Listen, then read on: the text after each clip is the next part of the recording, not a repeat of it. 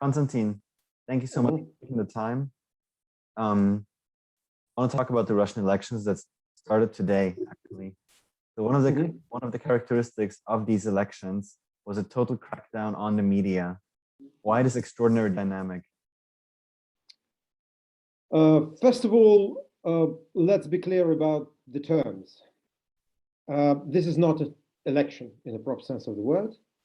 It is a plebiscite. It is a vote. Its aim is not to find out which party in Russia is more popular. It is to acclaim the system yet another time that Vladimir Putin has built over the last 20 plus years.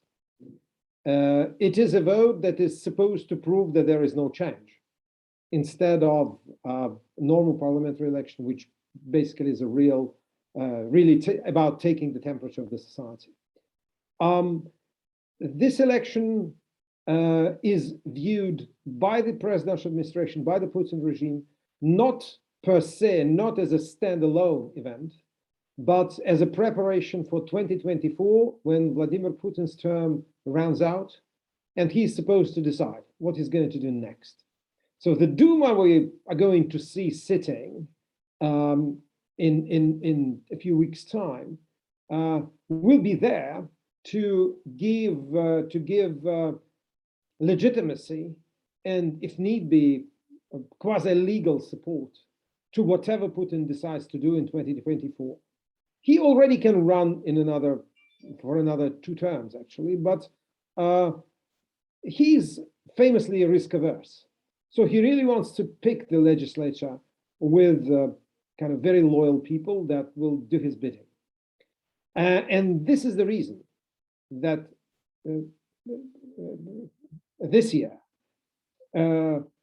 Russia saw this unprecedented crackdown on non-government organization, non-governmental, and this is the reason why Russia has seen this year this unprecedented crackdown on NGOs, on the remaining independent or semi-independent media organizations, and actually on most of Putin's critics that kind of wanted to run on a generally democratic platform.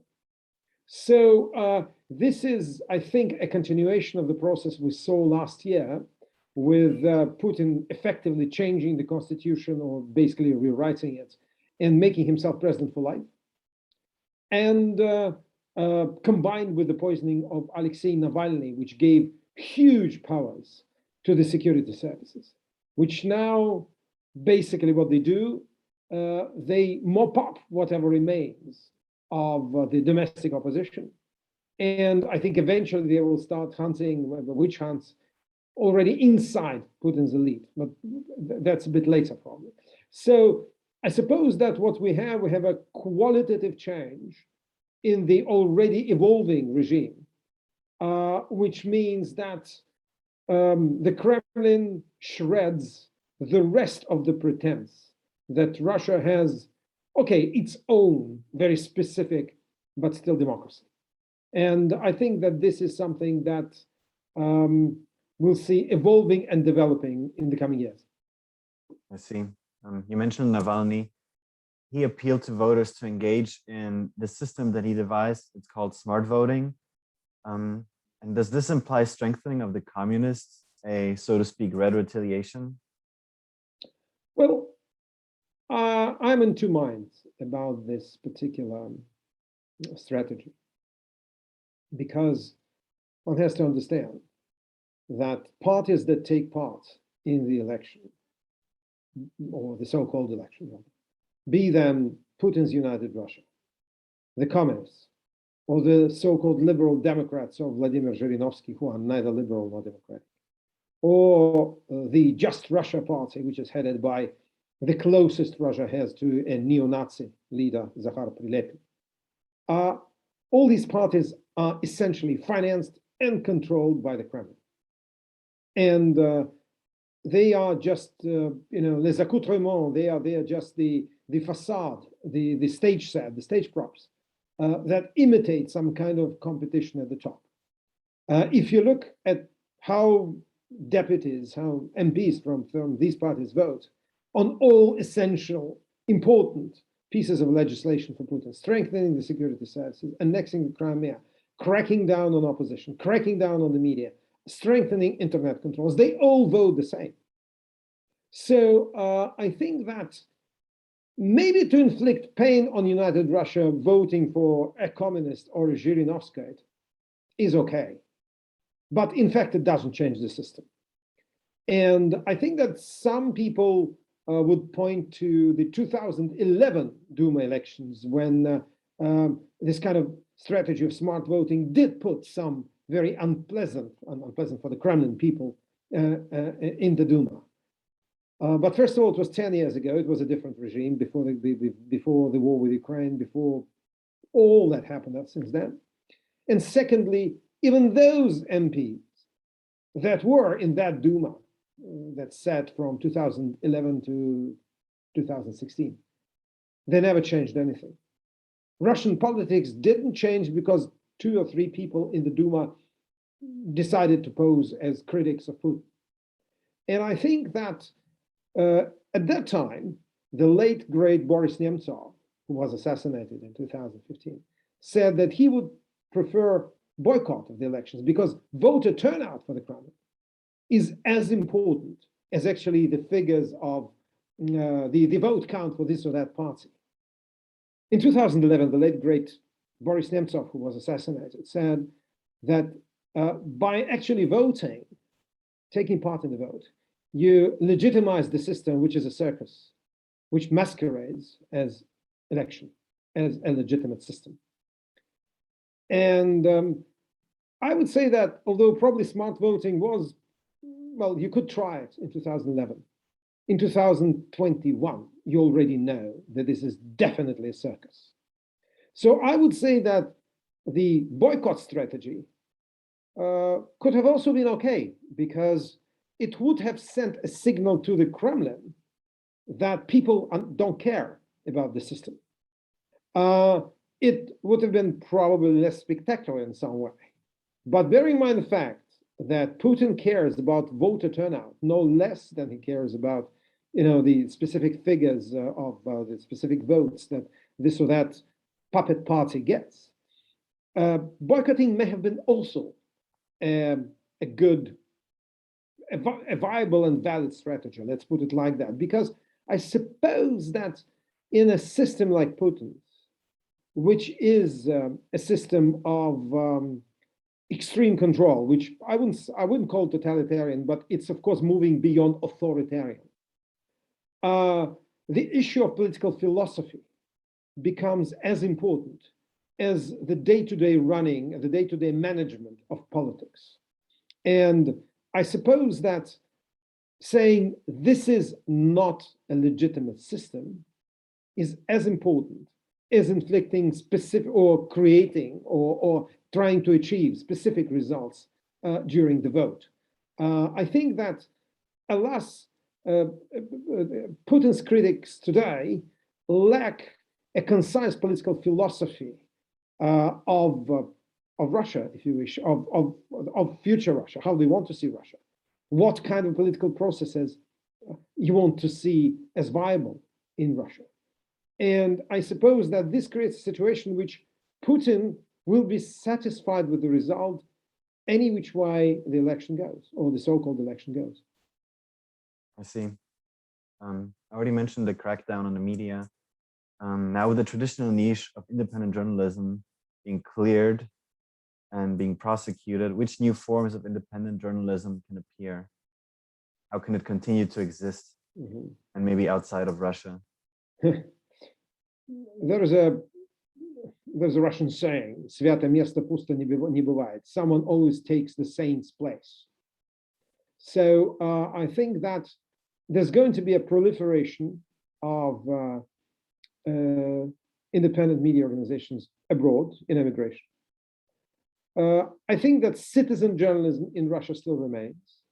There are still pockets of semi-free media organizations like Echo Moskvy Radio, which is part of a Gazprom group, but has managed to create an image for itself, which makes it pretty much, at least for now, immune from overt pressure.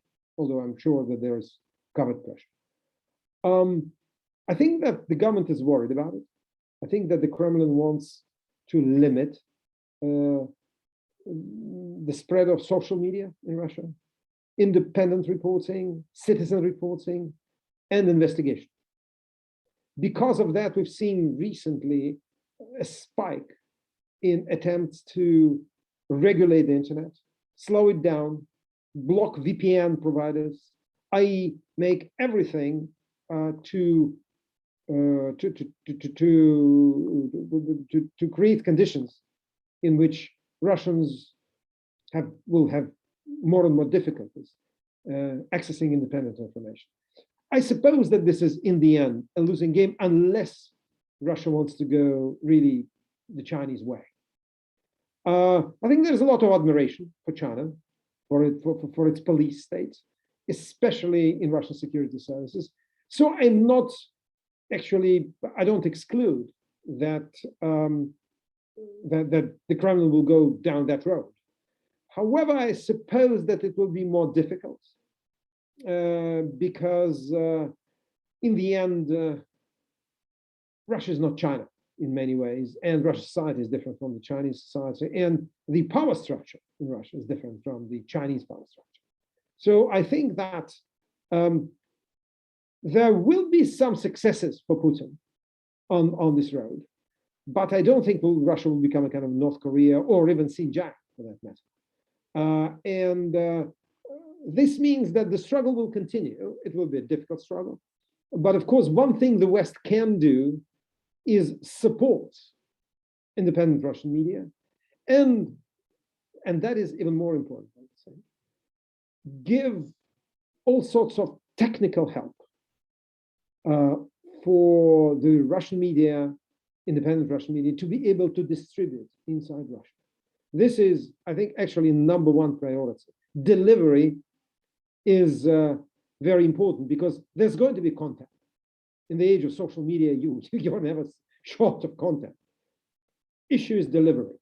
And I think that achieving certain technical proficiency is extremely important for the Insider, Project Media, and Open Media, and all these kind of organizations that now have to relocate. And how could a support look? What could a support look like? What social media channels, for instance, could they kind of flee to? Navalny to Telegram apps were taken. We've seen Google and Facebook actually bowing to the Kremlin and blocking Navalny's app. This is not something that is good in the long term for the reputation of these companies and for the West in general. Actually, for me, this is yet another argument to add to those who I think quite to the point are saying that these huge media behemoths have to be broken up and regulated in a different way according to the US antitrust legislation, as it happened with Standard Oil of J.D. Rockefeller more than 100 years ago. I think that this will probably create more diversity, more competition, more independence, and actually will make these companies probably more fluid and flexible as far as state control and pressures go. But of course, again, there is never a vacuum in the same place. So new technology should come in. I suppose that the EU should support such media. I suppose that quite a lot of business organizations that have their corporate social responsibility could provide Russian media with tools to break through all these firewalls that the Kremlin builds. Technical proficiency, training, that is all important. And these media organizations are frequently staffed with very young people who didn't have the time to build up their resumes, to build up their capacity, their experience in Russia. They have to get this help from NGOs, from from the EU funds, from all sorts of probably independent and even private donors. I suppose that this is what the West can do. I mean, let us be frank. Although this election is going to be a travesty, we'll still see Berlin and Paris and even probably London receiving Russian so-called parliamentary delegations, because there is fear of facing off with Putin, and there is fear of calling a spade, because, of course, if you say, well, Ms. Putin, your elections were no elections at all, you have a big problem with the Kremlin, and the Kremlin will retaliate. And lots of people in the European Union, for example, don't want this retaliation. Actually, I think lots of people say, okay, Putin is Putin. Unless he starts yet another war, then we are fine with him, because at least he's the devil we know.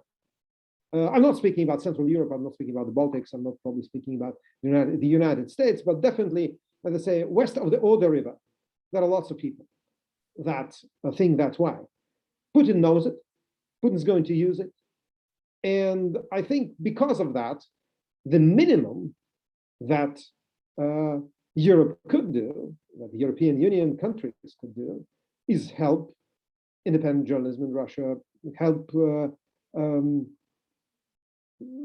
important, not all, but important human rights NGOs that deal with fairness of elections, that deal with transparency. But I think that journalism, Russian journalism, needs support, and as I say, most it's technical support, training, and of course, to a large extent, access to Western politicians, because I think that the Russian public is interested in what the West thinks about Russia. It's interested in what the West is going to do about Russia, what the West is going to do to Putin, how the West is going to react if Putin decides to, invade Ukraine yet another time, or take over Belarus, or create military bases near the border of Lithuania in Belarus. I mean, lots of things. And I suppose that this is important. So supporting the Russian media in any which way the West can, and Europe can, is really, I think, working towards the future. I understand. Konstantin, thank you so much for the interview.